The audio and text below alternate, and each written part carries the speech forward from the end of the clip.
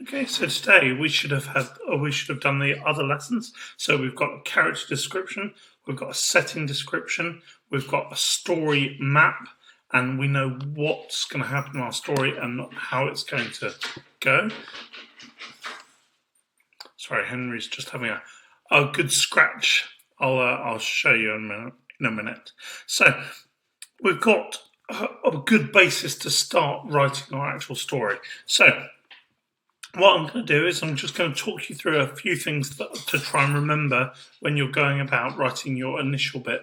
Now, it's really important that we don't just straight away go in to writing and do a whole long page of writing and not have any breaks in it.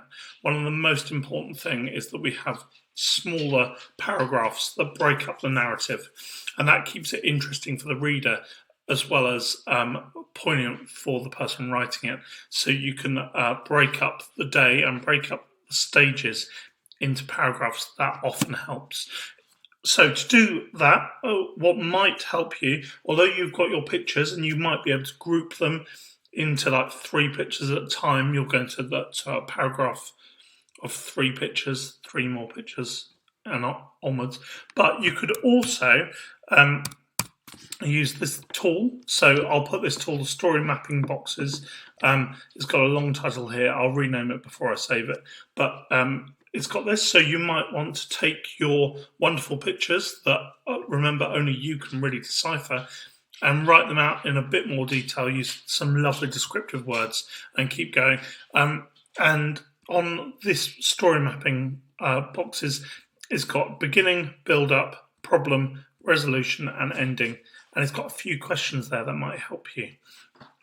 So you could fill that box in first, but that's entirely up to you. You could just do your writing from your story map. I find it difficult to do that, so I wanted to give you the option of this story mapping box. Okay, so today we're only really looking at the beginning section of your dilemma and your story. We've already done the setting description and the character description, and now, so we are now either editing that or looking and making sure that's okay, and then start working on the build-up and what happens and why. What is the purpose of the story? Why are you writing it? So that's what we really need to concentrate on today. So try not to write too much about what happens. It's very hard not to just go and write the whole story. Yep, done, finished. So we're just limiting ourselves to that today.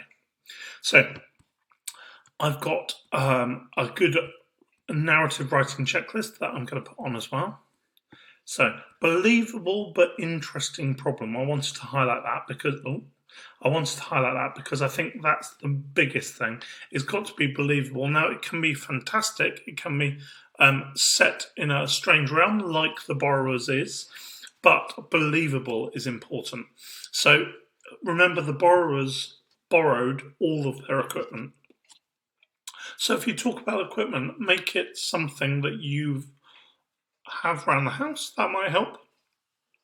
And make it so that the reader can fully believe that this is happening underneath their own house. So that's a nice checklist tool to use as well. I'm excited. I'm really excited to get these. So I've already started. I've done my character description. I've done my setting description, and I now need to go away. I'm going to write my storyboard, and I'm going to write my introduction for tomorrow's lesson so we can improve it and make it further. But I have to confess, I was kind of waiting to see what you guys had come up with so that I can magpie those ideas, because I'm sure they're much better than mine. So if you've got any ideas for your story and your story map, I've been looking at a few, but I need some guidance. So post on your portfolio pictures, videos of you discussing what's happening in your storyline. That would really help me. Okay, so writing's like a long walk. I found this, and I think it's great. It's Roald Dahl, so I'm just going to play you a little bit of it.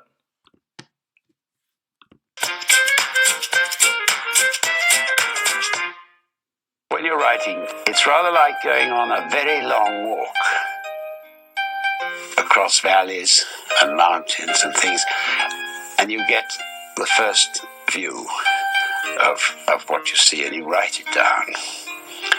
Then you walk a bit further, maybe up onto the top of a hill, and you look down and you see something else, and you write that. The highest mountain on the walk is obviously the end of the book, because it's got to be the best view of all.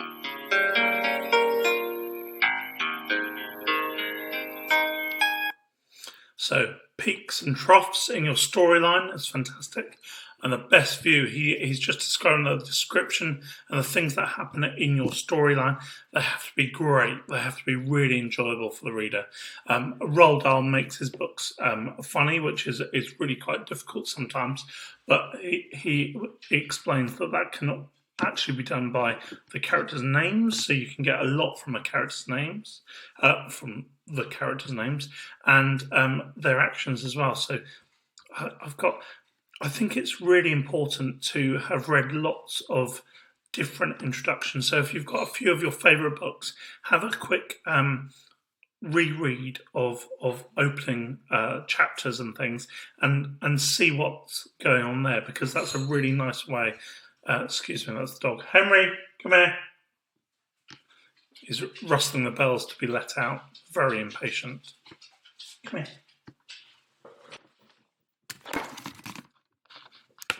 There he is. So, you look. So, I'm going to play you this from Mr. Twit, and I'm going to go and let the dog out, because he's just going to be ringing the bells otherwise. But just listen to the way that Roald Dahl has formed the characters. Eat it up while it's nice and hot. Mr. Twit started eating, twisting the long tomato-covered strings around his fork and shoveling them into his mouth. Soon there was tomato sauce all over his hairy chin. "It's not as good as the ordinary kind," he said, talking with his mouth full. "It's too squishy." Mrs. Twit waited until Mr. Twit had eaten the whole plateful. Then she said, "You want to know why your spaghetti was squishy?"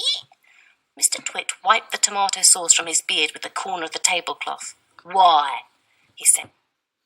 So, in the story of Mr. and Mrs. Twit, or the Twits, he creates that questioning. He creates suspense, which is fantastic, and also uses dialogue. So you can use dialogue with it between your characters, but so long as it's purposeful, it's really important that there's a reason for each piece of dialogue, and it's not too repetitive over a back and forth. It actually moves the narrative on. Dead. "And why it had a nasty, bitter taste?" "Why?" he said. "Because it was worms!" cried Mrs. Twit, clapping her hands and stamping her feet on the floor and rocking with horrible laughter. So one of his points is that he likes to make his audience squirm. Now, I don't necessarily think that's a good thing for our borrowers, but think about their actions and make them really interesting. I think that's the biggest thing. So I hope you're going to really enjoy writing the start of this story. And like I said, I'll put the things I've mentioned on WeTransfer as well, and I'll link them to this clip. So I hope that's helped, and I look forward to seeing the writing of this. I'm actually in school on Tuesday, but I'll try and get back to as many people as possible if you've got any questions. Okay, lovely. I hope everyone's well, and stay safe.